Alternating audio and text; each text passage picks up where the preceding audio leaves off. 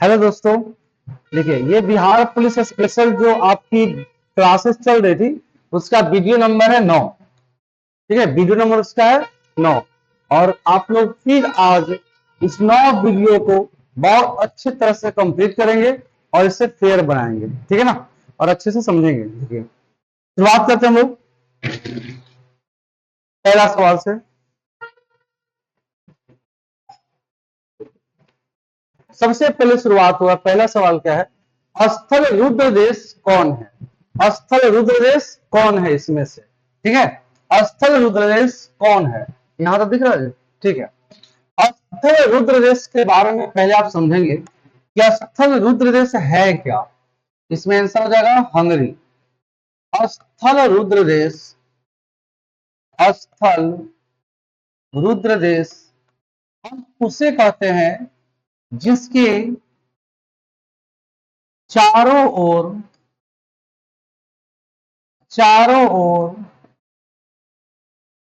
जमीन जमीन का एक लाइन में और आप समझ सकते हो क्या इसमें ना, कि जिसकी रेखा या जो देश समुद्र को नहीं छूता, समुद्र को नहीं छूता वही होता है स्थल रुद्र देश। वही कौन सा देश होता है जी? स्थल रुद्र देश। स्थल रुद्र देश जो होता है ना, ये इसकी सीमा समुद्र से टच ही नहीं करेगी। ठीक है, इसके चारों ओर जमीन ही रहेगा। इसे लैंड रॉक भी कहते हैं। लैंड रॉक, इसे लैंड रॉक भी कहते हैं। लैंड रॉक, ठीक है ना। अब यहां देखिए नेक्स्ट सवाल समझेंगे। स्थल रुद्र देश, इसमें आंसर क्या आपका हो गया जी? हंगरी। हंगरी की राजधानी, हंगरी की राजधानी है बुडापेस्ट। बुडापेस्ट इसकी राजधानी भी है और बुडापेस्ट हंगरी की बहुत बड़ा शहर भी है। ठीक है, हंगरी की घास के मैदान को कल ही का वीडियो में आपको पढ़ाया गया है। ठीक है, बट आपको याद होगा कि पता नहीं, बट लिख देते हैं हम। ठीक है, या नहीं, ये आप इसको ना कमेंट करके बताओगे कि हंगरी की घास के मैदान को क्या कहते हैं। हंगरी की घास के मैदान को क्या कहते हैं, इसका कमेंट करके आप हमें कल बताइएगा। ठीक है, देखो स्थल रुद्र देश की अगर बात करें तो सबसे बड़ा स्थल रुद्र देश, इससे पहले आपको यह समझना होगा कि एशिया में स्थल रुद्र देश कौन कौन है। ठीक है, तो एशिया में स्थल रुद्र देश जो है वो मंगोलिया, ठीक है, नेपाल, भूटान, चीन, है ना, चीन हो गया। और जिसके लास्ट में तान लग जाए, अरे पाकिस्तान के छोड़ के, ठीक है, और हो जाएगा अफगानिस्तान, अफगानिस्तान, इसके बाद हो जाएगा कजाकिस्तान, कजाकिस्तान, इसके बाद तुर्कमेनिस्तान, तुर्कमेनिस्तान, तुर्कमेनिस्तान, इसके बाद हो जाएगा उज्बेकिस्तान, उज्बेकिस्तान, ठीक है, इसके बाद आपका हो जाएगा Turkmenistan, Afghanistan, Kazakhstan, Tajikistan, Tajikistan, Tajikistan, ठीक है। अब देखिए टोटल, अब इसमें सबसे बड़ा अगर आपसे एग्जाम में पूछा जाए तो सबसे बड़ा स्थल रुद्र देश, सबसे बड़ा स्थल रुद्र देश, रुद्र देश पूरा दुनिया का कजाकिस्तान है। कजाकिस्तान है दुनिया का सबसे बड़ा स्थल रुद्र देश। कौन है? कजाकिस्तान। और अगर आपसे दूसरा पूछे तो दूसरा में मंगोलिया, ठीक है। अब आपको एशिया से एक सवाल और पूछेगा ना, यहां लिख दे रहे हैं, सब ध्यान समझना, ठीक है। दक्षिण पूर्व, दक्षिण पूर्व में कौन सा स्थल रुद्र है? लाओस।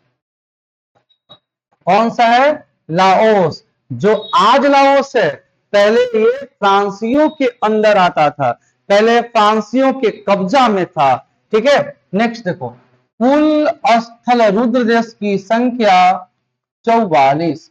कुल स्थल रुद्र देश की संख्या 44, ठीक है। लेकिन कभी कभी एक सवाल और आता है ना, कि कौन इसमें ऐसा देश है जो दोहरी दोहरी स्थल रुद्र देश है? तो वो हो जाएगा उज्बेकिस्तान। वो क्या हो जाएगा जी? उज्बेकिस्तान, ठीक है। अब देखो, एक बार हम रिवीजन आप सबको करा देते हैं, है ना। स्क्रीन शॉट इसको ले लीजिए और रिवीजन सब कर लीजिए। स्थल रुद्र देश सबसे बड़ा कौन है इसमें से? कौन है? तो हंगरी। कौन इसमें से स्थल रुद्र देश है? तो हंगरी। हंगरी की राजधानी बुडापेस्ट। हंगरी की घास के मैदान को क्या कहते हैं? इसका जवाब आप कमेंट में दीजिए, वीडियो 8 में आपको पढ़ाया गया है, ठीक है।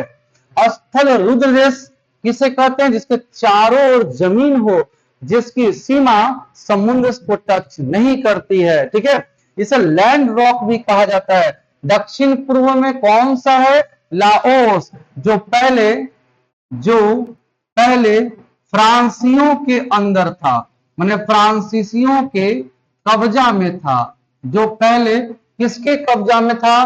फ्रांसीसियों के कब्जा में था, ठीक है। एशिया में कौन कौन सा देश है जो स्थल रुद्र देश है? मंगोलिया, नेपाल, भूटान, चीन, अफगानिस्तान, कजाकिस्तान, तुर्कमेनिस्तान, उज्बेकिस्तान। इसमें सबसे बड़ा कौन है? तो कजाकिस्तान। दूसरा बड़ा कौन है? तो मंगोलिया। जल्दी से इसे स्क्रीनशॉट ले लीजिए और कमेंट से जरूर करेंगे जो कल वीडियो देखे हैं।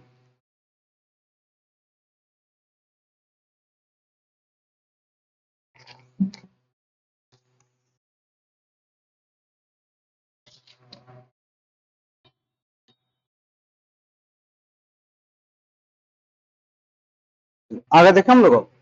देखो नेक्स्ट, सेकेंड क्यों चलते हैं सवाल। आपका सेकंड सवाल है, बृहदेश्वर मंदिर किसने बनवाया? बहुत ही जबरदस्त सवाल। बृहदेश्वर मंदिर किसने बनवाया? बृहदेश्वर मंदिर किसने बनवाया? सबसे पहले एक बात समझो ध्यान से, बृहदेश्वर मंदिर है कहाँ? ये तंजावुर में है। कहां पे है ये? तंजावुर में है। कौन से काल में बना है ये? तो ये बना है चोल काल में। कौन से काल में बना है? चोल काल में। ध्यान समझना, बनाने वाले कौन थे? राजेंद्र प्रथम, राजराज प्रथम। राजराज प्रथम कौन थे बनाने वाले? राजराज प्रथम। तो थोड़ा बहुत हम क्लियर करेंगे इसको, थोड़ा बहुत समझेंगे। देखो, चोल वंश जो है, डायरेक्ट राजराज प्रथम से बात करते हैं ना। राजराज प्रथम ने श्रीलंका की उत्तरी भाग को जीता। श्रीलंका की उत्तरी भाग को जीता, उत्तरी भाग को जीता। श्रीलंका की उत्तरी क्षेत्र को ये जीत लिया और जीतने के बाद उपाधि क्या चीज के लिए?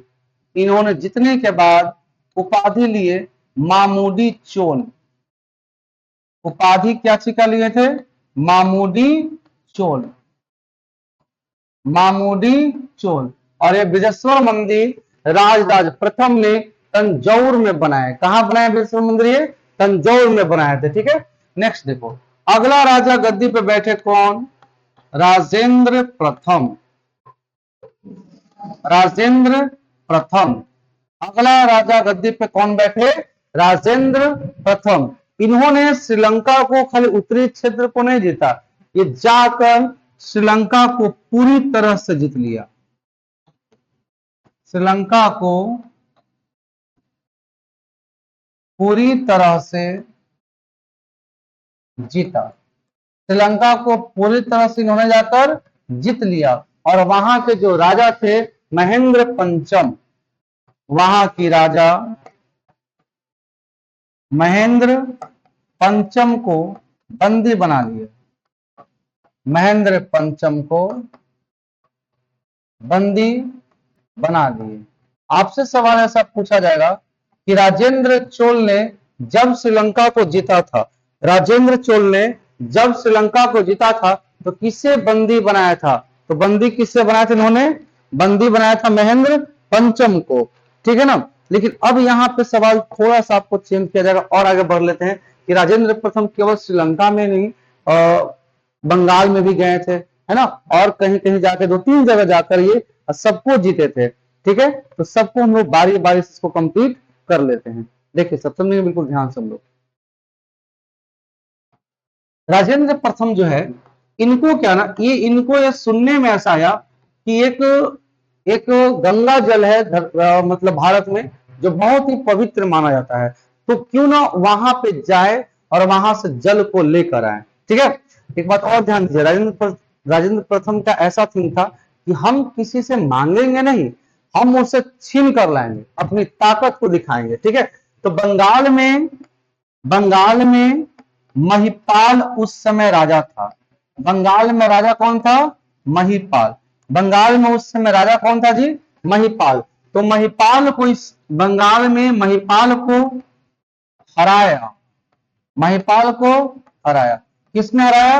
राजेंद्र प्रथम ने। और हराने के बाद गंगई कोंड की उपाधि धारण किया, गंगई कोंड की उपाधि धारण किया, गंगई कोंड की उपाधि धारण।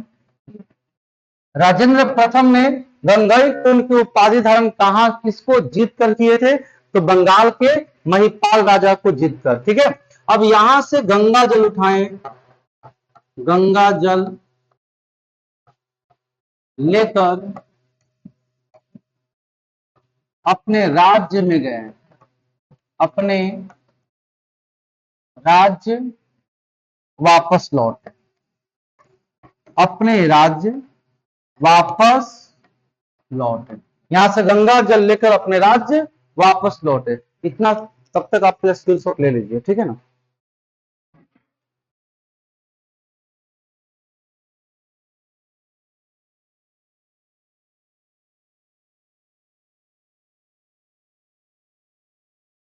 हो गया? अब देखिए, इसी को ऊपर कर दे रहे हैं। गंगा जल लेकर कहां गए? अपने राज्य वापस लौटे।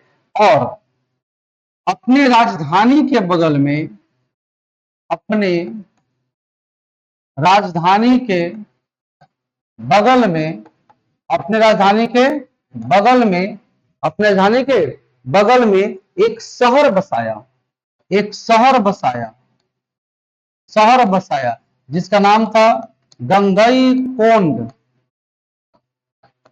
गंगई कोंड चोलापुरम,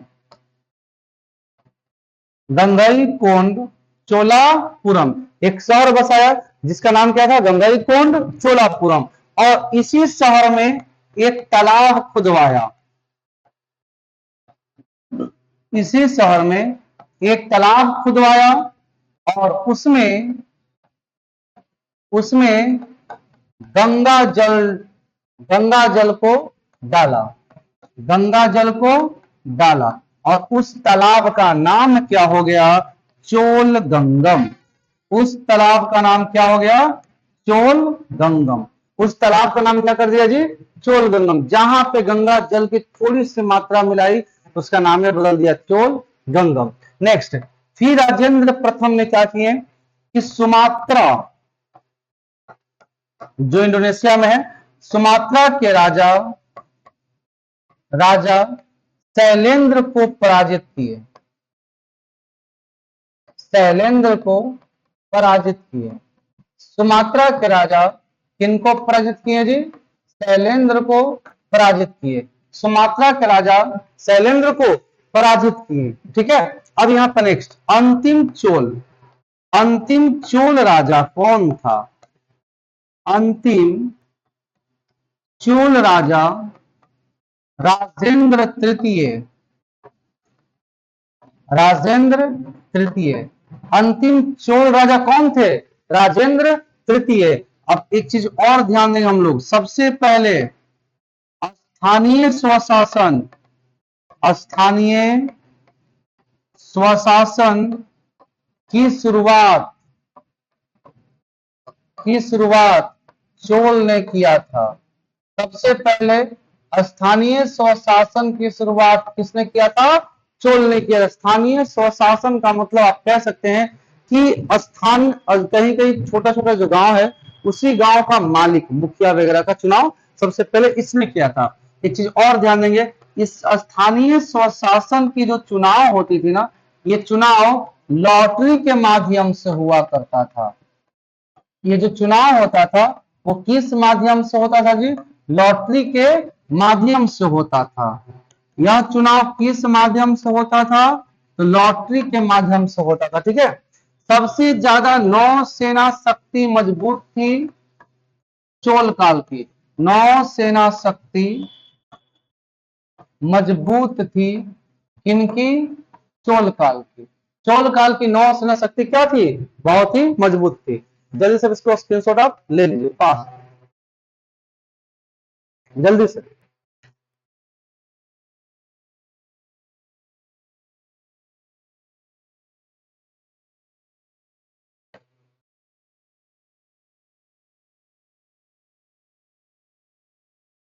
अब देखो आ गया नेक्स्ट। समझ में आ रहा है सबको ठीक से? ये जगह लॉन्ग नहीं बता रहे, उसके बारे में बस हम डिस्कस कर रहे हैं। हम नहीं चाहते कि आपसे एक भी सवाल छूट जाए। अगर जो वीडियो अभी हम आपको बना के दे रहे हैं ना, अगर ये वीडियो 100 वीडियो अगर हम बना दिए और आप 100 वीडियो अगर फिर गलती से भी कर लिए, कि आपका मन किया नहीं चले किंग सर का बात आज हम सुन लेते हैं, फिर कर लीजिएगा, तो फिर आपको जीके के लिए कहीं दौड़ना नहीं पड़ेगा। तरह तरह के सवाल का जवाब सुन मिल जाएगा। ठीक है ना। आगे देखिए नेक्स्ट 3 नंबर सवाल की ओर। राज्य की विधान परिषद में न्यूनतम सीटें कितनी है? कितना बेहतरीन सवाल है। राज्य की विधान परिषद में न्यूनतम सीटें कितनी है? न्यूनतम सीटें कितनी है ये हम सब जानते हैं कि राज्य की विधानसभा में कितनी सीटें हैं, लेकिन विधान परिषद है, ये सवाल है विधान परिषद। अब बताओ कितने न्यूनतम सीटें होनी चाहिए? ऑप्शन है क्या? ए। कौन है इसका ऑप्शन है? 40। न्यूनतम सीटें कितनी होनी चाहिए जी? 40। लेकिन अब अधिकतम पूछ दे आपसे तो बहुत बड़ा कंफ्यूजन है। अधिकतम सीटें इसके निर्धारित नहीं की गई। कैसे होता है नियुक्ति अधिकतम सीटें की? तो यहां समझेंगे ध्यान से। देखो सबसे पहले आपको इसकी अधिकतम सीटें जानने के लिए सबसे पहले आपको विधानसभा का जानना पड़ेगा। ठीक है। देखो ध्यान से, विधानसभा का आपको हम एक एक का पढ़ा देते हैं। ठीक है ना। विधानसभा की सबसे अधिकतम सीट और एक पढ़ेंगे न्यूनतम सीट। अधिकतम सीट और न्यूनतम सीट। विधानसभा का अधिकतम सीट होना चाहिए, कम से कम अधिकतम सीट होगा तो 500 और न्यूनतम होगा तो 60। न्यूनतम होगा तो जी 60। अब देखो नेक्स्ट विधान परिषद। विधान परिषद इसकी अधिकतम सीट, इसकी अधिकतम सीट और एक हम पढ़ेंगे इसकी न्यूनतम सीट। अधिकतम सीट में यहां पे डाउट, न्यूनतम सीट सबको जानकारी हो चुका है कि 40 होगा, लेकिन अधिकतम सीट डिपेंड किस पे करता है? विधानसभा की सीटों पर। अधिकतम सीट होगा इसका विधानसभा का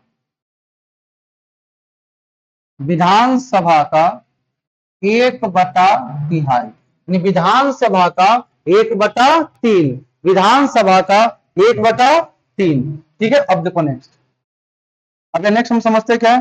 अब आते हैं लोकसभा।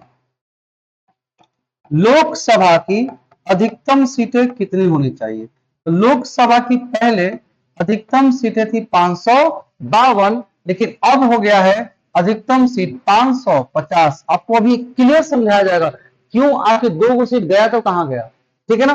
देखो 550 जिसमें 530 राज्य का और 20 केंद्र शासित प्रदेश का, 20 केंद्र शासित प्रदेश का। ठीक है, अब आ जाओ नेक्स्ट। अब देखिए, अब हम बात करते हैं राज्यसभा का। राज्यसभा में पहले अधिकतम सीट थी 252, बट अब हो गया है 250। अब हो गया है 250, लेकिन ये गया कहां दो दो को, है ना? बताया जरा, इसको स्क्रीनशॉट जल्दी से ले लीजिए पास।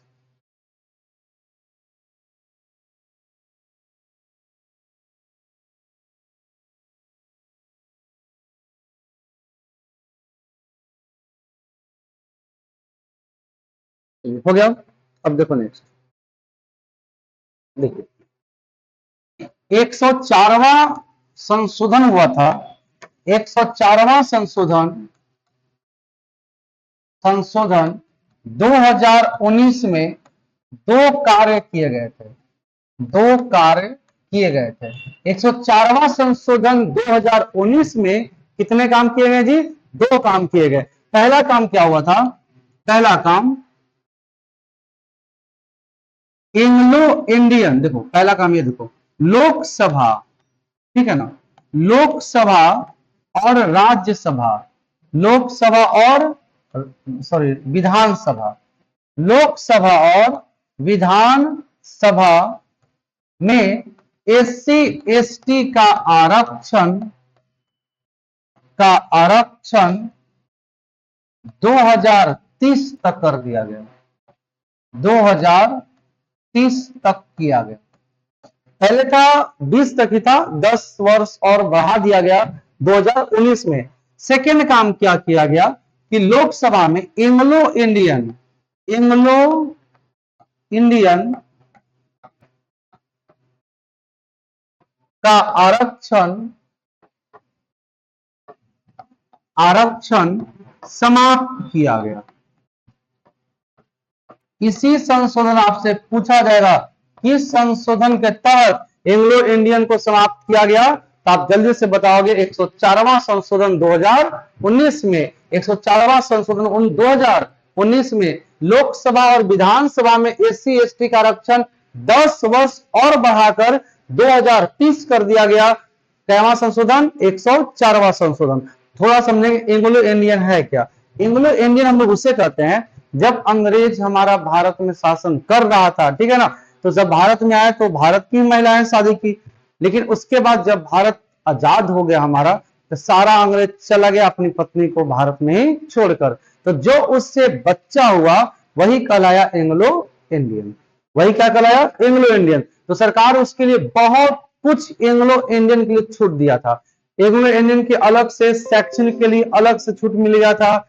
संसद में 2 सीट दिया शामिल होने के लिए। बहुत तरह तरह के इनको छूट मिला था एंग्लो इंडियन को। लेकिन अब 2019 में एंग्लो इंडियन की संख्या में बहुत ज्यादा कमी आने की वजह से इसको हटा दिया गया। ठीक है, अब देखिए नेक्स्ट, 84वां संशोधन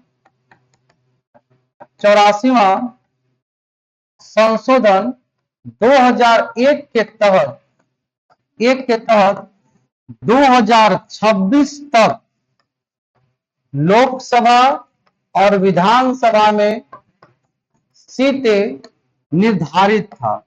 इसका मतलब यह हुआ कि 2026 तक ना ही लोकसभा का सीट बढ़ सकता है और ना ही राज्यसभा का सीट, ना ही विधानसभा का सीट बढ़ सकता है। दोनों का सीट ना निर्धारण कर दिया गया 2026 तक। कौन सा संशोधन के तहत? 84। कब किया गया था? 2001। यहां तक है। अब देखो, विधान परिषद अभी वर्तमान में कितने राज्यों में है यह जरा समझते हैं।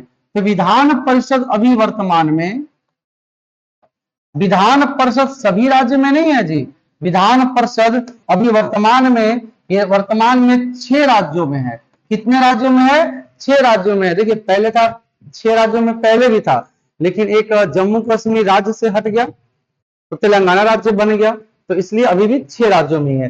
तू भी मजा कर, तू भी मजा कर, ठीक है। तू भी, इसका ट्रिक क्या है? तू भी मजा कर, ठीक है ना। अब देखो या इसका ट्रिक ये भी था, जम्मू में आम बिकाऊ है ना, लेकिन अब तो जम्मू हट गया तो उसको हटा देगा ट्रिक को। 30 से हो जाएगा तेलंगाना, तेलंगाना। यू से यूपी, बी से बिहार, ठीक है ना, एम से महाराष्ट्र, जम्मू कश्मीर खत्म हो गया, ठीक है। 4, के से कर्नाटक, के से कर्नाटक, और कौन बचे, ए से आंध्र प्रदेश, ए से आंध्र प्रदेश। अब आपको बता दें कौन कौन राज्य में कितना कितना है। यूपी में है 100, बिहार में 75, महाराष्ट्र में 78, कर्नाटक में 75, तेलंगाना 40 और आंध्र प्रदेश 40। ये देखो हमें कैसे याद हुआ ना कि पहले आंध्र प्रदेश में ज्यादा था, बट जब तेलंगाना एक अलग राज्य बना तो उसी में से दोनों बटेगा ना जी, तो 40 आंध्र प्रदेश में और 40 तेलंगाना में। स्क्रीनशॉट ले लिया जाए अच्छे जल्दी से।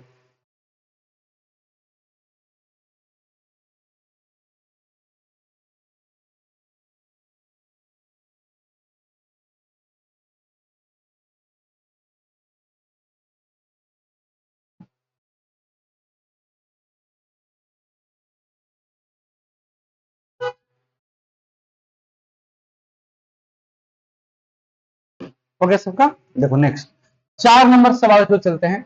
प्रथम उर्वरक प्लांट कहां स्थापित किया गया। प्रथम उर्वरक प्लांट, ये सबको अधिकतर लोग जो बहुत दिन से तैयारी कर रहे हैं उनको जानकारी होगा कि प्रथम उर्वरक प्लांट कहां पे हुआ था, तो सिंदरी में। कहां हुआ था, सिंदरी में। तो आज इससे बनने वाले सभी प्रश्न को हम लोग क्लियर करेंगे, आज इससे बनने वाले सभी प्रश्न को हम लोग क्लियर करेंगे, ठीक है। देखो सिंदरी के बारे में समझते हैं। सबसे पहले उर्वरक केंद्र कहां बना था, सिंदरी। सिंदरी आखिर नाम पड़ा कैसे, सिंदरी नाम पड़ने की वजह क्या है कि वहां की आदिवासियों ने, यहां की आदिवासियों ने, यहां की आदिवासियों ने, आदिवासियों ने इसका नाम सिंदरी रखा। क्यों, क्योंकि जो मिट्टी, या आदिवासियों ने सिंदूर का रंग होने की वजह से, सिंदूर की रंग की वजह से इस जगह का नाम क्या हो गया, सिंदरी रखा गया, सिंदरी रखा गया। क्यों, क्योंकि यहाँ की जो मिट्टियां है ना, वो मिट्टियां जो यहाँ की है वो लेटराइट मिट्टियां है। यहाँ की मिट्टियां कैसी है जी, लेटराइट मिट्टियां है। देखो सिंदरी, सिंदरी कहां पे है, सिंदरी कहां पे है, तो ये आपका सिंदरी है झारखंड। सिंदरी कहां पे है, झारखंड। इसमें उर्वरक प्लांट की स्थापना कब हुई, 1901 में। उर्वरक प्लांट की स्थापना कब हुई, 1901 में। कभी कभी आपसे पूछा जाएगा कि ये कौन सा जिला में है, तो फटाक से जवाब देना है कि ये धनबाद जिला में है। नेक्स्ट ऑप्शन में यहाँ पे ध्यान से देखो, यहां में कौन सी मिट्टी पाई जाती है, तो लैटेराइट मिट्टी। कौन सी मिट्टी पाई जाती है, तो लैटेराइट मिट्टी, जो जो हल्का सिंदूर रंग के होते हैं, जो हल्का सिंदूर रंग के होते हैं। नेक्स्ट है समझो, यहाँ की जो जितने भी हमारे भारत में मिट्टी है, जितने भी भारत में मिट्टी है, वो सभी भारतीय मिट्टी, सभी भारतीय मिट्टी में 3 चीज होता है। क्या होता है, नाइट्रोजन, नाइट्रोजन, शॉर्ट लिखेगा देखो, एन नाइट्रोजन, फास्फोरस, और के for potassium. Nitrogen, phosphorus, potassium, nitrogen, phosphorus, potassium, nitrogen, phosphorus, potassium. इसकी अनुपात अगर देखा जाए तो 4:2:1 होता है, 4:2:1 होता है, ठीक है। नेक्स्ट ध्यान दो, फसलों की पूर्ति के लिए, फसलों की पूर्ति के लिए नाइट्रोजन, नाइट्रोजन पूर्ति के लिए यूरिया के माध्यम से यूरिया के माध्यम से जाता है।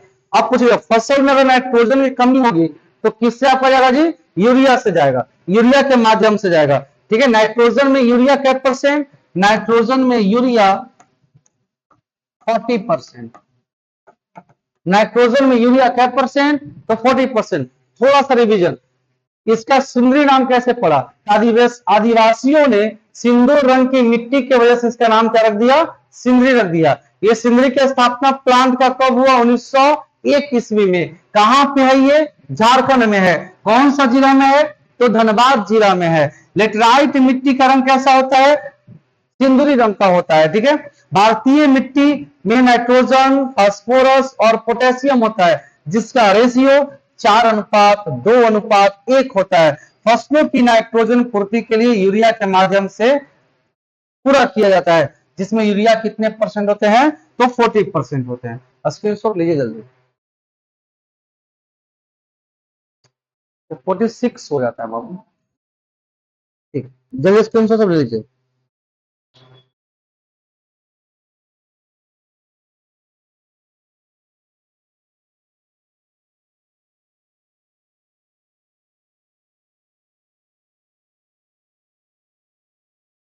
ठीक है ना, चलो आगे इसमें थोड़ा सा पढ़ लेते हैं हम लोग, समझे यूरिया के बारे में। यूरिया जो है प्रयोगशाला में सबसे पहला उर्वरक, सबसे पहला, ये कई बार एग्जाम में पूछा है, पहला उर्वरक कौन था? तो यूरिया था। कौन था? यूरिया था। अब आपसे सवाल ये पूछा जाएगा कि यूरिया को सबसे पहले प्रयोग किया किसने था? तो बोहलर ने। इसका प्रयोग सबसे पहले कौन किया था जी? तो बोहलर ने किया था।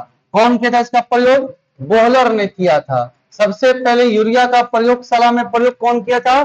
बोहलर, एक वैज्ञानिक था, बोहलर ने किया था। नेक्स्ट है समझेंगे कि यूरिया जो है, यूरिया पे भारत जो है ना, यूरिया में आत्मनिर्भर है। आत्मनिर्भर का मतलब भारत को यूरिया कोई और देश से नहीं चाहिए, भारत के यहाँ यूरिया खुद होता है और वो किसी और देश को भेजती है। लेकिन एक सवाल आप यहाँ पे और समझेंगे कि पोटास में भारत आयात निर्भर है। पोटास में भारत आयात निर्भर है, यानी कि पोटास भारत में उत्पादन 9 के बराबर होता है और भारत इस पर आयात माने लाने के लिए निर्भर है। ठीक है ना, इतना ही आज का कंप्लीट कर लेते हैं, आगे देखते हैं नेक्स्ट।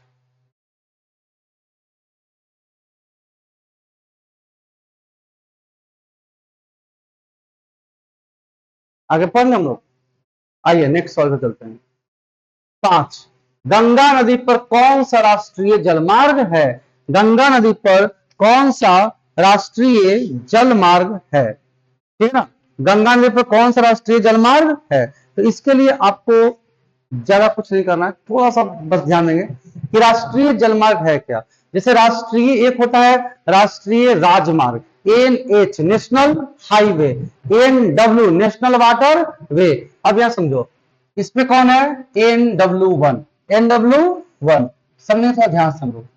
गंगा नदी जो है ना, गंगा नदी, गंगा नदी, इसको कहा जाता है राष्ट्रीय नदी। कौन सी नदी है? राष्ट्रीय नदी। और गंगा नदी पर बना है NW1 national water way, national water way, national water way. क्या बना है इसमें? नेशनल वाटर वे बना है। ठीक है, अब हम इसके बारे में और थोड़ा जानते हैं। देखिए, सबसे पहले भारत एक ऐसा देश है ना कि जहां पे आंतरिक नदियों के द्वारा, आंतरिक जलमार्ग के द्वारा ज्यादा व्यापार नहीं किया जाता है, जबकि सबसे सस्ता और सबसे उत्तम होता है जल के द्वारा व्यापार किया जाना। लेकिन भारत इसमें अग्रणी नहीं है, भारत अग्रणी का बाहर बहुत दूर दूर तक नहीं है। ठीक है, ठीक है, आप समझो ध्यान से। जलमार्ग प्राधिकरण, जलमार्ग प्राधिकरण, जलमार्ग प्राधिकरण दो भाग में बांटा गया। जल मार्ग प्राधिकरण कितने भाग में बांटा गया जी? दो भाग में बांटा गया, ठीक है ना। पहला को बोलते हैं आंतरिक जल मार्ग, आंतरिक जल मार्ग, और दूसरा को बोलते हैं समुद्री मार्ग, आंतरिक जल मार्ग और समुद्री मार्ग, ठीक है। आंतरिक जल मार्ग का मतलब क्या होता है? जिसमें नदियों झीलों और नहरों द्वारा व्यापार, नहरों द्वारा मार्ग, जिसमें नदी में ही मार्ग रहेगा, झील में मार्ग रहेगा, नहर में मार्ग रहेगा, वो होता है आंतरिक जलमार्ग। समुद्री जो जिससे विदेशी व्यापार होता है, जिससे विदेशी व्यापार होता है और जो बंदरगाह से समुद्री जहाज निकलता है, जो बंदरगाह से समुद्री जहाज निकलता है। जल मार्ग प्राधिकरण की स्थापना 1987 में, 1987 में। अब जो ध्यान से समझेंगे आंतरिक जलमार्ग, ठीक है ना। आंतरिक जलमार्ग हम लोग उससे बोलते हैं कि जिसमें नदियों झीलों और नहरों के द्वारा जो रास्ता बनाए गए हैं उसे बोलते हैं आंतरिक जलमार्ग। और समुद्री जलमार्ग जो विदेशी जिससे व्यापार किया जाता है, ठीक है ना। और आपको मालूम है कि भारत में कितने राज्य हैं जो समुद्र से सटे हुए हैं, कई बार आपको बताए हैं, ठीक है। फिर से थोड़ा सा एक में बता देते हैं। 9 राज्य, कितने राज्य है जी? 9। इधर हो जाएंगे 5, इधर हो जाएंगे 4। सबसे ऊपर रिवीजन हो जा रहा है, आपको ध्यान सुनिए। सबसे ऊपर गुजरात, मन में बोलते रहो गुजरात, महाराष्ट्र, गोवा, कर्नाटक, केरल, तमिलनाडु, आंध्र प्रदेश, उड़ीसा और कौन लास्ट में बचा? पश्चिम बंगाल। अब बंदरगाह की बात करें, ये भी वीडियो 3 या 4 में आपको पढ़ाया गया है। बंदरगाह को ध्यान देते हैं। गुजरात में कौन कौन से बंदरगाह है जी? तो कांडला बंदरगाह। महाराष्ट्र में मुंबई नाहवा सुबा, गोवा में मार्मगोवा, कर्नाटक में न्यू मंगलुरु, केरल में कोचिन बंदरगाह, तमिलनाडु में तुतिकोरिन, एन्नोर, चेन्नई बंदरगाह। आंध्र प्रदेश में कौन से बंदरगाह है? तो आंध्र प्रदेश में बंदरगाह आपका हो जाएगा विशाखापत्तनम, उड़ीसा में पारादीप और पश्चिम बंगाल में कोलकाता बंदरगाह, ठीक है ना। ये सब आपको क्लियर किया गया है। अब इसको जल्दी से स्क्रीनशॉट लीजिए, अभी कुछ और आपको बताना बाकी है, जल्दी से।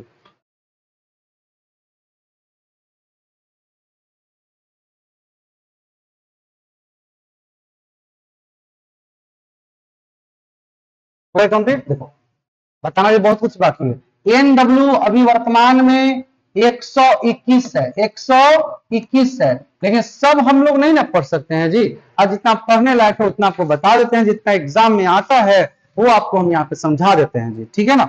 इधर देखिए समझेंगे। NW1 बहुत इंपॉर्टेंट, अभी ये पूछा सवाल में ना।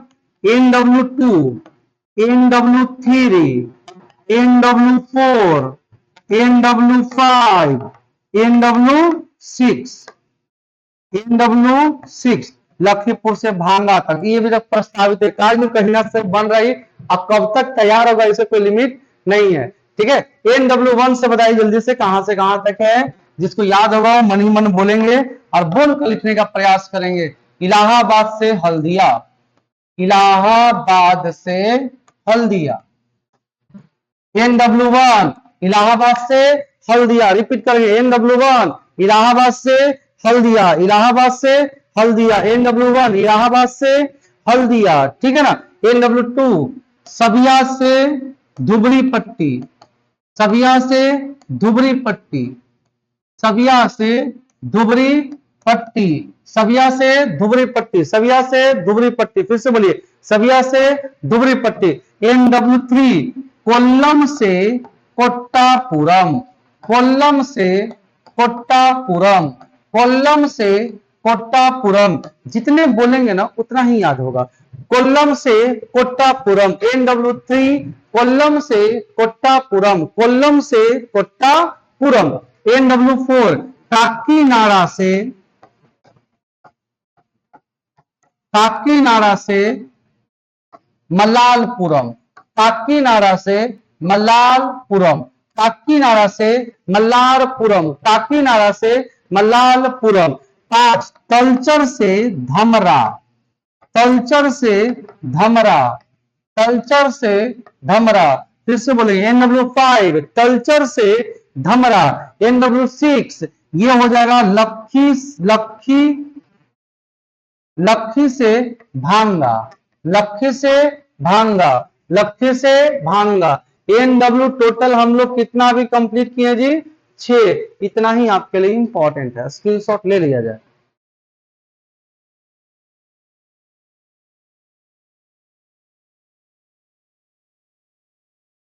हो गया कंप्लीट। चलो आगे बढ़े, देखो सब नेक्स्ट आगे बढ़ेगा ना। 6 नंबर सवाल, ब्रॉन्ज मेडल। आज आपको एक को मेडल नहीं छोड़ेंगे, जितना मिश्रण है ना सब लिखवा देंगे। फिर देखते हैं एग्जाम में कैसे छूटता है सवाल, ठीक है। ब्रॉन्ज मेडल, ब्रॉन्ज मेडल सब जानते हैं। ब्रॉन्ज मेडल का मतलब क्या होता है? मेडल कितने तरह के होते हैं बताइए जरा। मेडल कितने तरह के होते हैं? एक गोल्ड मेडल और एक सिल्वर और एक ब्रॉन्ज। ब्रॉन्ज का मतलब रजत, है ना। कंप्लीट करें इसको। देखो जरा, ब्रॉन्ज मेडल किसका बनाता है जी? तो ब्रॉन्ज मेडल बनाता है सीयू और, जल्दी बोलिए, सीयू और, सीयू और, नहीं कुछ समझ में आ रहा जी। सीयू माने कॉपर, कॉपर और तांबा, सॉरी कॉपर और एसएन माने तीन, एसएन माने तीन। कंप्लीट है यार, सी और एस। अब पूरा आप कंप्लीट करेंगे, हम एक हल्का सा भी छोड़ेंगे नहीं, ठीक है। तो देखो जल्दी सब लोग बताएंगे। कांसा, कांसा याद रहेगा, बोलते चलेंगे। कांसा, तांबा और टीन, सी और एस एन। ये भी लिखवा देगा कितना कितना परसेंट, नहीं उतना लाइकली नहीं, ठीक है। नेक्स्ट ध्यान दो कि बोलो gun metal, gun metal, gun metal. बस बोलते रहिए मेरे साथ, जितना बार हम बोलेंगे ना उतना बार आपको भी बोलते रहना, तब जा कंप्लीट होगा। सी और एस एन, गन मेटल, सी और एस एन। फिर बेल मेटल, बेल जो घंटी बजता है मंदिर में ना, वही बेल मेटल। ये भी क्या है आपका? सी और एस एन, सी और जेड एन, सी और जेड एन। नेक्स्ट आपका आ जाएगा Dutch metal, Dutch metal, Dutch metal आ जाएगा आपका C U plus Z N, Dutch metal C U plus Z N, Dutch metal C U plus Z N. जितने बार बोलिएगा ना उतना आपको ध्यान याद होगा, ठीक है। पित्तल, पित्तल किस, पित्तल का मिशन क्या है? C U plus Z N, C U plus Z N, C U plus Z N, तीन चीज, ठीक है ना। बेल डच पित्तल, बेल डच पित्तल, बेल डच पित्तल, बेल डच पित्तल, तीनों का C U plus Z N, C U plus Z N, C U plus Z N. Next आपका आवाज आता है जर्मन सिल्वर, है ना, लिखते जर्मन सिल्वर, जर्मन सिल्वर। ये समझना है बिल्कुल अच्छे से। सिल्वर माने चांदी, सिल्वर माने चांदी। तो जर्मन सिल्वर में चांदी 1% नहीं, चांदी की मात्रा 0%, चांदी की मात्रा 0% है। क्या इसमें? C U plus Z N plus nickel, C U plus Z N plus nickel, C U plus Z N plus nickel. लेकिन C U 50%, Z N 30%, nickel 20%। इसमें सिल्वर 1% भी नहीं। फंसना नहीं है बाबा इसमें, ठीक है ना। कि सिल्वर, जर्मन सिल्वर में सिल्वर कितना परसेंट, तो सीधे मानना 0%। क्या परसेंट? 0%। आगे देख लिया जाए। फिर देखो fast, nichrome, nichrome, nichrome, nichrome में अगर बात करें हम तो नाइक्रोम में निकेल, लोहा, निकेल, लोहा, क्रोमियम और मैग्नीज, मैग्नीशियम नहीं मैग्नीज। क्या इसमें पाया जाता है? मैग्नीज। नेक्स्ट अगर बात करें आपको एल्किनो का, एल्किनो एक भी नहीं छोड़ना है, बस खाली एग्जाम में आ तो जाए, दम मार के वहां से आना है। ये क्या हो जाएगा? लोहा, एल्युमिनियम, कोबाल्ट, और हो जाएगा आपका निकेल, लोहा, एल्युमिनियम, कोबाल्ट, निकेल, लोहा, एल्युमिनियम, कोबाल्ट, निकेल। सोल्डर, सोल्डरों के बारे में सबके है जानकारी जी। सोल्डर, सोल्डर का हम नहीं लिखेंगे। सोल्डर के आप लोग क्या कीजिए ना, इसको कमेंट लिख के आप बताइए कि सोल्डर किसका किसका मिश्रण है। आप पे डिपेंड करता है, आपको पे हम छोड़ दिए, ये आप बताएंगे कि सोल्डर किसका किसका मिश्रण है। नेक्स्ट मैग्नेलियम, बाकी जो आपको याद नहीं है ना हम वो बता देते हैं, ठीक है। मैग्नेलियम, मैग्नेलियम क्या है, तो मैग्नेलियम में aluminium plus magnesium, aluminium plus magnesium. Next आपका ड्यूरेलियम, ड्यूरेलियम, ड्यूरेलियम, इसमें भी आ जाएगा aluminium plus magnesium plus copper, aluminium plus magnesium plus copper. इतना से ज्यादा आएगा, ठीक, तो उतार लीजिए सब, स्क्रीनशॉट ले लिया जाए जल्दी।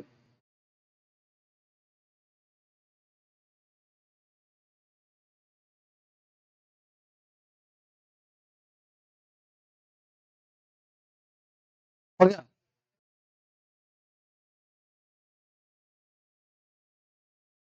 चलिए, कौन सा रोग जीवाणु की वजह से होता है।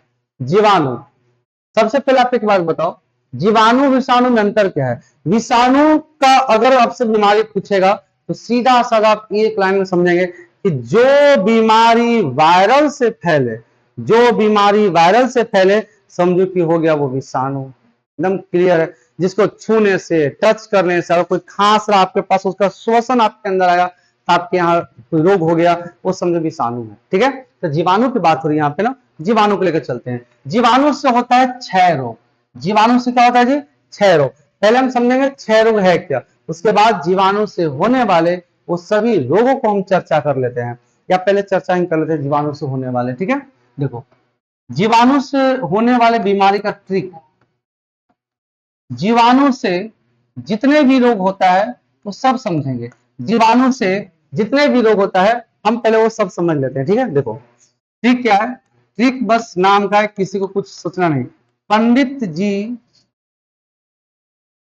का टिक्सी न्यू है, पंडित जी का टिक्सी न्यू है, पंडित जी का टिक्सी न्यू है। देखो, प से प्लेग, प से प्लेग, प्लेग किससे होता है, जीवाणु से होता है। डी से डिप्थीरिया, डी से डिप्थीरिया, डिप्थीरिया ये किससे होता है जी, जीवाणु से होता है। त से तपेदिक, तपेदिक को ही बोलते हैं हम ये क्षय रोग, टीबी, ट्यूबरक्यूलोसिस, ये सब तपेदिक में ही आता है, ठीक है। का से काला खांसी, काला खांसी। टी से टिटनस, टी से टिटनस या टिटनेस, है ना। सी से सिक्ता मक्खी, सीसी मक्खी, सीसी मक्खी। न्यू से न्यूमोनिया, न्यूमोनिया। है से हैजा। ये जीवाणु से होने वाले रोग है। स्क्रीनशॉट इसको ले लीजिए, फिर आगे बताते हैं आप।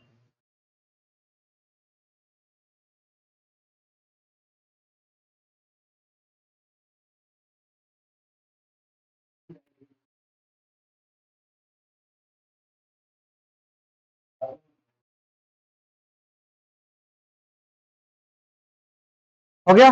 चलो अब देखो, टीबी के बारे में समझते हैं। टीबी कैसा, क्षय रोग। ये क्षय रोग का बहुत सारा नाम दिया गया है, तो सब क्षय रोग से जो बीमारी होती है, कैसे इलाज करना है, इसका इंजेक्शन के नाम आपको हम बता देते हैं, ठीक है। देखो, क्षय रोग, क्षय रोग को बोलते हैं टीबी, एम टीबी बोलते हैं, एम टीबी, एम टीबी, ठीक है। और इसको बोलते हैं ट्यूबरक्यूलोसिस, एम टीबी बोलते हैं माइक्रोबैक्टीरिया ट्यूबरक्यूलोसिस, माइक्रो माइट्रो bacteria, mycobacteria tuberculosis, mycobacteria tuberculosis, mycobacteria tuberculosis. ये बीमारी जो है ये हमारे फेफड़ा को फेफड़ा पर प्रहार करता है। यह बीमारी अगर आपके अंदर हो जाएगा तो किसको प्रहार करेगा जी?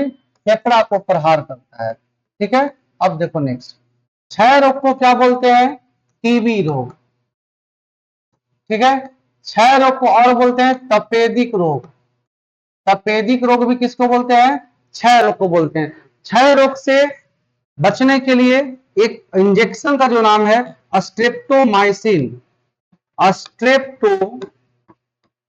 Streptomycin injection. अगर आपको क्षय रोग होता है तो आप कौन सा इंजेक्शन ले सकते हैं? स्ट्रेप्टोमाइसिन, स्ट्रेप्टोमाइसिन, स्ट्रेप्टोमाइसिन इंजेक्शन आपको लगेगा। ठीक है, अब समझेंगे 1962 में इसे रोकने के लिए, 1962 में इसे रोकने के लिए एक रोकने के लिए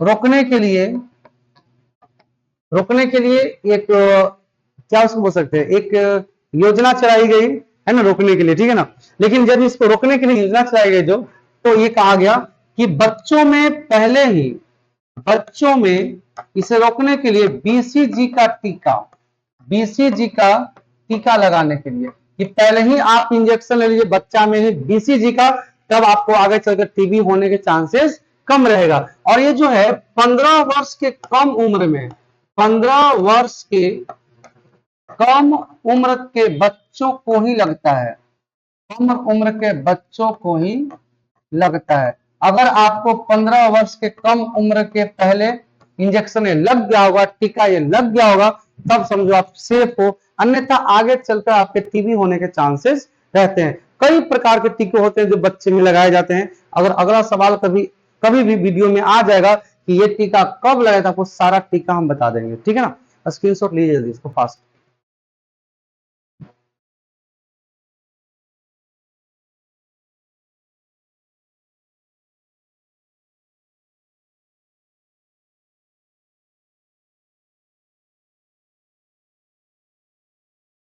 हो गया, चलिए आगे देखिए 8 नंबर सवाल, थियोसॉफिकल सोसाइटी की स्थापना कब हुआ? ये भी सवाल है, बहुत मजेदार सवाल है। थियोसॉफिकल सोसाइटी की स्थापना कब हुआ? ठीक है, आपका पहले देखते हैं 1784, 1784, 1800 जी, इसमें ऑप्शन हमारा ये नहीं है। 1875 में हुआ था ना, 1875। इसका आंसर क्या हो जाएगा? 1875। थियोसॉफिकल सोसाइटी की स्थापना कब हुआ था? तो 1875, 1875। जो 1784 है ना, ये विलियम जो ये हुआ था स्थापना, विलियम जोन्स ने किया था स्थापना उस चीज का। ठीक है ना, चलो आगे प्रोसेस के बारे में देखो ध्यान से। थियोसॉफिकल सोसाइटी की स्थापना किन्होंने किया था, हुआ था कब? 1875। बहुत बेहतरीन सवाल है और आपको समझ में भी अच्छे से आएगा, याद भी जबरदस्त होगा। ठीक है, देखो इसके स्थापना दो मिलकर किए थे, एक मैडम ब्लैटवस्की, मैडम ब्लैटवस्की, नाम पे मत जाना भाई, नाम को इसको याद करना, मैडम ब्लैटवस्की। 4-5 बार बोल दो, madam Blavatsky, madam Blavatsky, madam Blavatsky, madam Blavatsky, madam Blavatsky. ठीक है, ये कहां की थी? ये रूसी महिला थी। ये कहां की महिला थी जी?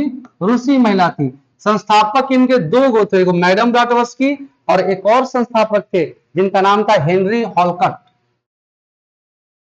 Henry हॉलकट, Henry हॉलकट। ये अमेरिकी महिला थी, ये अमेरिकी महिला थी। यह महिला कहां की थी? तो अमेरिकी महिला थी। यह महिला कहां की थी जी? तो अमेरिकी महिला थी। ठीक है, अब इसकी स्थापना जो हुआ था, इसकी स्थापना हुआ था कहां? न्यूयॉर्क। इसकी स्थापना कहां हुआ था? न्यूयॉर्क। इनको आप अमेरिकी सैनिक कह सकते हो, सैनिक थे। इनकी स्थापना कहां हुआ था? न्यूयॉर्क। इसकी स्थापना कहां हुआ था? न्यूयॉर्क। इसकी स्थापना कहां हुआ था जी? न्यूयॉर्क हुआ था। ठीक है ना, अब थोड़ा सा आप सवाल क्यों चलेंगे यहाँ पे कि ये जो थियोसॉफिकल सोसाइटी है, इसका नाम आखिर पड़ा क्यों? क्या क्या सोचकर इसको नाम किया गया? इसका काम क्या था, ठीक है ना। सुनिए ध्यान से, थियोसॉफिकल का दो शब्दों से मिलकर बना है, एक theos plus sophia. Theos plus sophia. Theos का मतलब होता है ईश्वर और सोफिया का मतलब होता है ज्ञान। इसका मतलब इसका स्थापना इसलिए किया गया कि हर जगह ईश्वर की ज्ञान दी जाए। इसका टोटल कुल मिलाकर क्या हो गया, ईश्वर की ज्ञान। कुल मिलाकर इसका क्या हो गया, ईश्वर की ज्ञान। अब थोड़ा सा आपको सवाल ये आता है ना कि इसकी स्थापना भारत में कहां किया गया था। तो भारत में 1882 ईस्वी में, 1882 ईस्वी में अड्यार एक जगह है। कौन सी जगह है, अड्यार, जो कहां पे जगह है जी, मद्रास में। अड्यास जगह कहां पे है, मद्रास में। 1882 में अड्यार जगह पे इसका कार्यालय बनाया गया। इसका कार्यालय बनाया गया। इसका कार्यालय कहां बनाया गया, अड्यार। अड्यार कहां पे है, मद्रास। एक बहुत ज्यादा इंपॉर्टेंट पूछेगा, भारत में थियोसॉफिकल सोसाइटी की स्थापना कहां पे कार्यालय बनाया गया, अड्यार। कहां कार्यालय बनाया गया जी, अड्यार। कब, 1882। 1882। अब आगे चलकर हुआ क्या कि 1897 में हॉलकट की मृत्यु हो गई। 1897 में किनकी मृत्यु हो गई, हॉलकट की। हॉलकट की मृत्यु हो गई। मृत्यु हो गई। जब जैसी इसकी मृत्यु हुआ 1897 में, तो उस समय फिर किया गया, चलो पहले इसका स्क्रीनशॉट ले लो फास्ट जल्दी।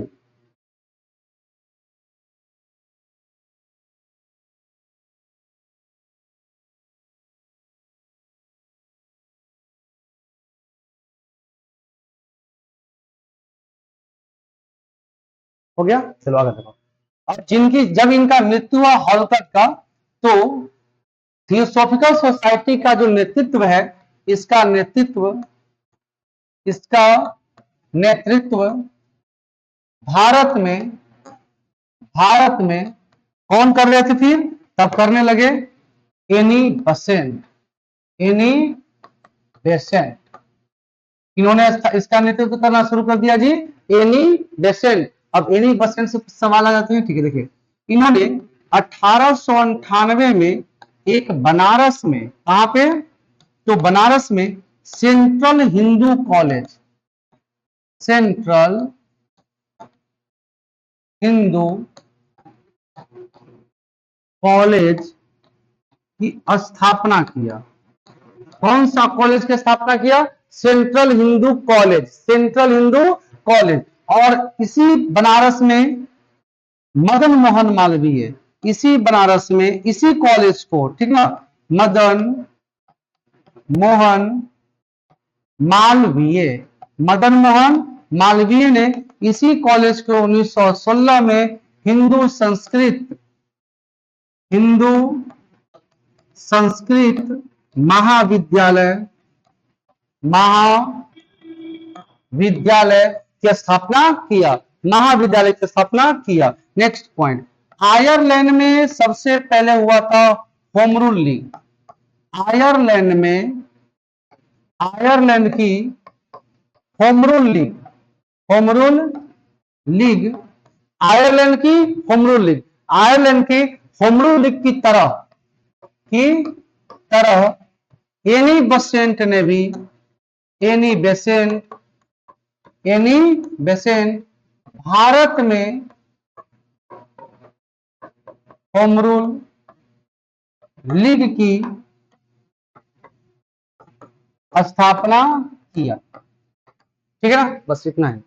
स्क्रीनशॉट सब ले लीजिए, मैं वो आपको रिवीजन करा देता तुरंत।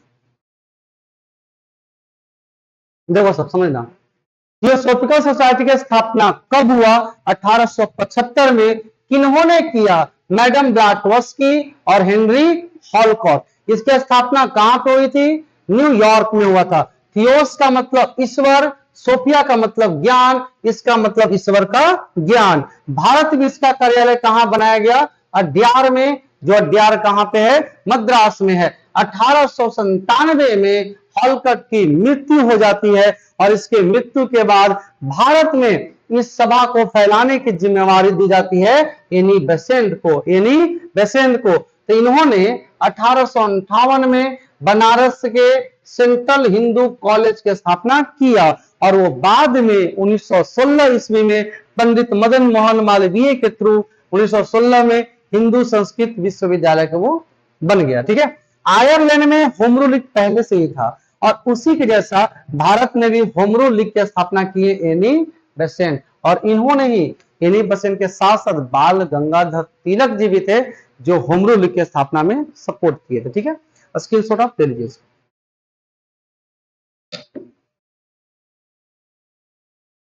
आगे पढ़े, देखो नवाब का सवाल हम आगे कर लेते हैं। आप अब जो सवाल देखिए, हम लोग अब जो सवाल आ रहा है ना बहुत इंपॉर्टेंट आ रहा है, थोड़ा सा नए नए बच्चों को लगेगा सब बाउंस कर रहा है ना, बट आपको बाउंस नहीं करना है। जो डाउट होगा कमेंट में लिख के भेजिएगा, हम अगला वीडियो में आपको फिर से समझा देंगे। और इसको समझने का प्रयत्न करना है और रटने का प्रयत्न करना है, इसको रटिए सबसे ज्यादा, इतना बार बोली कि जुबान पे हम रह जाए। ठीक है ना, देखो 9 नंबर सवाल, कौन सा देश, बढ़ते हैं, आपका सवाल है क्या कि कौन सा देश सार्क का सदस्य नहीं है, तो आपका सही आंसर क्या हो जाएगा, म्यांमार। सही आपका आंसर क्या हो जाएगा जी, म्यांमार। देखते हैं सार्क पहले है क्या। सार्क, एस का मतलब होता है south Asia association, association of regional corporation, corporation, इसका मतलब होगा दक्षिण एशियाई क्षेत्रीय सहयोग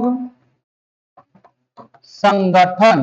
देखो दक्षिण एशिया में जितने भी देश थे ना वो सब आपस में मिल गए और आपस में मिलके एक सार्क का स्थापना किए कि अगर इसमें जितने भी देश शामिल है उससे अगर किसी भी चीज की आर्थिक की जरूरत पड़ेगा या किसी और देश से लड़ने का मन रहेगा, ये सब देश मिल के लड़ेगा। अगर कोई 8वां देश में किसी देश को कुछ नुकसान होगा तो सब देश मिल के भरपाई करेगा। आर्थिक सहयोग के लिए दक्षिण एशियाई क्षेत्रीय सहयोग संगठन, कुछ भी दिक्कत होगा 8 देश में तो सब देश मिलकर उसको सुलझाएगा, ये इसका कहानी था। ठीक है ना, देखो सार्क का जो है, सार्क का स्थापना कब हुआ था, तो सबसे पहले आप समझेंगे सार्क बना कहां, तो सार्क बना ढाका में। सार्क का पहला सम्मेलन कहां हुआ था, ढाका। ढाका कहां पे है जी, तो बांग्लादेश में है। ढाका कहां पे है, बांग्लादेश में है। कब इसकी पहली हुआ था स्थापना, पहला सम्मेलन कब हुआ था, तो 1985। सार्क का मुख्यालय कहां पे है, सार्क का मुख्यालय है काठमांडू। सार्क का मुख्यालय कहां पे है जी, काठमांडू। अब काठमांडू कौन देश में, नेपाल। काठमांडू कौन देश में है, तो नेपाल में है। ठीक है, सार्क का मुख्यालय कहां पे है, काठमांडू। सार्क का पहला सम्मेलन कहां हुआ था, ढाका। कब हुआ था, 1985 में। ठीक है, सार्क जो है ना, सार्क में 8 गो देश शामिल है। आगे याद रखना, सार्क में 8 देश शामिल है। उसका ट्रिक होता है MBBS पीना, MBBS पीना। इसका ट्रिक क्या होता है जी, MBBS पीना होता है इसका ट्रिक। एम से हो जाएगा म्यांमार नहीं मालदीव, यहीं पे लोग फंस जाते हैं। दक्षिण एशिया माने नीचे ना जी, तो म्यांमार यहाँ मालदीव यहाँ, तो नीचे कौन है, ई ना नीचे है, वो तो ऊपर चल गया ना, उसका कहानी खत्म हो गया। बी से बांग्लादेश, बी से बांग्लादेश। ठीक है, बी से भूटान, बी से भूटान। एस से श्रीलंका, एस से श्रीलंका। पी से पाकिस्तान। अब बताओ, अभी भी पाकिस्तान को भारत धो के चल रहा है और तब वो पाकिस्तान अपना लक्षण दिखा रहा है। बांग्लादेश भी तो वही अपना लक्षण दिखा रहा है ना जी। आगे देखो, आई से इंडिया, आई से इंडिया। एन से नेपाल और सबसे अंत में मतलब 8वां देश कौन बना था, ए से अफगानिस्तान। 8वां देश कौन बना था जी? अफगानिस्तान। 8वां देश कौन बना था? अफगानिस्तान। जल्दी से स्क्रीनशॉट लीजिए, फास्ट एकदम, एक भी सवाल नहीं छोड़ना है एकदम, ठीक है ना? तब भी सवाल रहेगा, मजेदार भी सवाल रहेगा, हर तरह के सवाल आपको दिया जाएगा ताकि आपको पढ़ने में अच्छा लगे।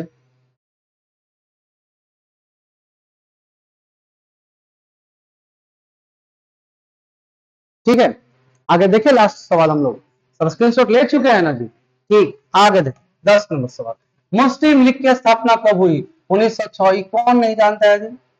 जानते हैं सब ना, लेकिन अब जो नहीं सवाल जानता है वो हम बताएंगे आपको। कुछ कुछ सवाल ऐसा बताया जाएगा जो आपको जानकारी नहीं है, और जानकारी रखना बहुत ज्यादा कंपलसरी है। देखो, मुस्लिम लीग की बात करते हैं। सबसे पहले आप समझोगे मुस्लिम लीग है क्या? देखो, भारत जब गुलाम था ना, उस समय भारत में हिंदू मुस्लिम बहुत एकता था। भारत की आजादी में काफी मुस्लिम भी मारे गए, काफी हिंदू भी मारे गए। कोई नहीं कह सकता कि केवल हिंदू के बलिदान से भारत हमारा आजाद हुआ है, मुस्लिम का भी इसमें बलिदान है। ठीक है, तो मुस्लिम लीग अलग बन गया, बना दिया गया अंग्रेज की रणनीति की वजह से। कब बना, कैसे बना, ध्यान से समझिए हम लोग। देखो, मुस्लिम लीग, मुस्लिम लीग, मुस्लिम लीग, इसकी स्थापना 1906 में हुई। इसका कहां मुख्यालय है? इसका मुख्यालय कहां? लखनऊ। इसका मुख्यालय लखनऊ। जितने भी इससे सवाल आते हैं अप्रॉक्स हम आपको बताने का प्रयास करेंगे। ठीक है, इसका सबसे पहले स्थापना हुआ कहां था? स्थापना हुआ था ढाका। स्थापना कहां हुआ था जी? ढाका। स्थापना किए कौन थे? किसने किया? सलीमुल्लाह, सलीमुल्लाह।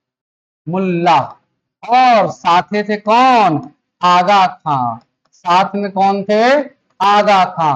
अब आपसे सवाल ये पूछा जाएगा कि मुस्लिम लीग का पहले अध्यक्ष कौन थे? तो मुस्लिम लीग का स्थापना किए दोनों मिलकर, लेकिन पहले अध्यक्ष कौन बन गए थे? आगा खां। पहले अध्यक्ष कौन बन गए थे जी? आगा खां।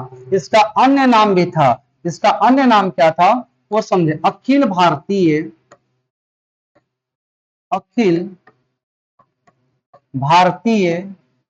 मुस्लिम लीग। अखिल भारतीय मुस्लिम लीग, इसका अन्य नाम क्या था? अखिल भारतीय मुस्लिम लीग। अखिल भारतीय मुस्लिम लीग। अब यहाँ नेक्स्ट ध्यान देंगे, समझिए 1909 ईस्वी में क्या हुआ? 1909 ईस्वी में मार्ले मिंटो सुधार आया था। मार्ले मिंटो सुधार आया। मार्ले मिंटो सुधार आया, जो जो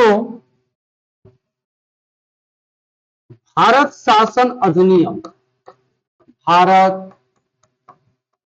शासन अधिनियम 1909 के तहत, भारत शासन अधिनियम 1909 के तहत इन्होंने क्या किया? 9 के तहत सांप्रदायिक चुनाव करा दिया।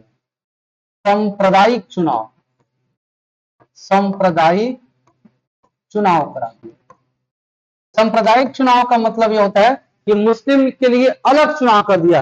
और समझो कि बांटने वाला यही था, मार्ले मिंटो बांटने वाला यही था। सांप्रदायिक क्या कर दिया जी? चुनाव कर दिया। ठीक है, और इस सांप्रदायिक चुनाव जिसमें मुस्लिम के लिए, जिसके तहत मुसलमानों को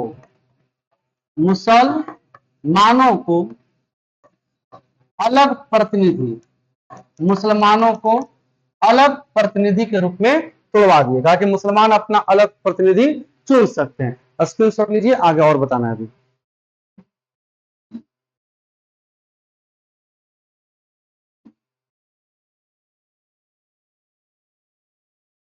ठीक है, अब देखो नेक्स्ट, ये मुस्लिम लीग की तो स्थापना हो गया, लेकिन कभी शुरुआत में कभी भी मुस्लिम लीग भारत का विभाजन नहीं चाहता था।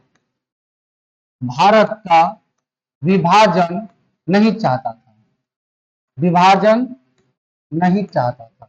मुस्लिम लीग कभी नहीं चाहता था ना कि भारत का विभाजन हो। मुस्लिम लीग के दिमाग में कभी एक बार भी थिंक नहीं आया कि हम लोग भारत से अलग हो जाएं, ठीक है, क्योंकि भारत को बनाने में मुस्लिम की भी बहुत बड़ी हाथ थी। लेकिन अब यहाँ पे जरा ध्यान समझेंगे बात को कि आखिर बंटवारा हुआ कैसे। तो राजेंद्र प्रसाद ने एक बात क्या बताया, राजेंद्र प्रसाद एक टिप्पणी किन पे किया, राजेंद्र प्रसाद ने पाकिस्तान का जन्मदाता, देखो कितना तोड़ के बोले हैं, पाकिस्तान का जन्मदाता मार्ले मिंटो को कहा, मार्ले मिंटो को कहा। अब आपको बताना है कमेंट में कि मार्ले मिंटो को आखिर इन्होंने पाकिस्तान के जन्मदाता क्यों कहा। ये पूरा पढ़ लेंगे तो आपको समझ में आ जाएगा कि क्यों आखिर पाकिस्तान का जन्मदाता मार्ले मिंटो को राजेंद्र प्रसाद जी ने कहा था। अब आगे देखो नेक्स्ट समझेंगे यहाँ पे इनका। अब देखो 1913 ईस्वी में क्या हुआ, 13 ईस्वी में मुस्लिम लीग का अध्यक्ष, मुस्लिम लीग का अध्यक्ष अली जिना को बनाया गया, अली जिना को बनाया गया। 1913 ईस्वी में मुस्लिम लीग का अध्यक्ष किनको बनाया गया जी, अली जिना को। अली जिना के बारे में थोड़ा सा हम समझेंगे। अली जिना पहले हिंदू मुस्लिम एकता के नेता थे, हिंदू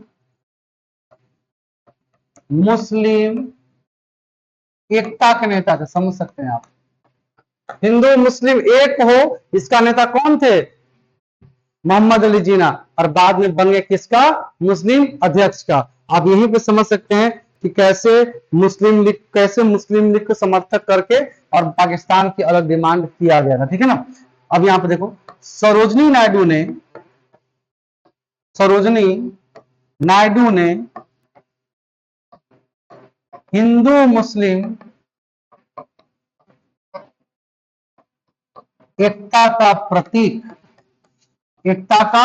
प्रतीक किनको कहा, मोहम्मद अली जिना को।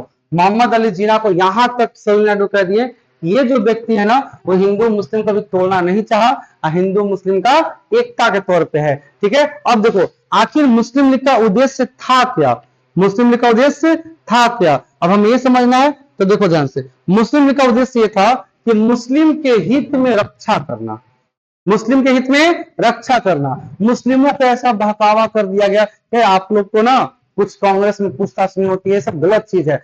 तो मुस्लिम एक अलग से अपना मंच बना है, ठीक है ना। अब समझोगे मुस्लिम लीग जैसे ही अलग मंच बना तो उनके उद्देश्य बस एक ही दिमाग में था कि हम अपने मुस्लिम लोगों को रक्षा करें, कांग्रेस से दूरियां बनाए रखे, ठीक है। और कांग्रेस को एक बहुत बड़ा खराब आलोचना भी कर दिया, क्या बोला कि कांग्रेस जो हिंदू वर्चस्व वाली कांग्रेस है, ये कांग्रेस पार्टी को बहुत ज्यादा आलोचना भी कर दिया था, कौन, मुस्लिम लीग, ठीक है ना। चलो अभी लास्ट सवाल आज का है और आज का बस इतना ही रहने देते हैं। मुझे उम्मीद है कि आप लोग अच्छे से इसको क्लास किए होंगे और जो भी यहां तक आ गए हैं तो सभी लोग शेयर जरूर कीजिएगा और अपने दोस्तों को जिसने फॉर्म भरा है बिहार पुलिस का उसको जगाइए और बोलिए कि पढ़िए अच्छे से, रिजल्ट 100% होगा। बस क्लास आप कंटिन्यू करते रहिए, ठीक है ना। Thank you.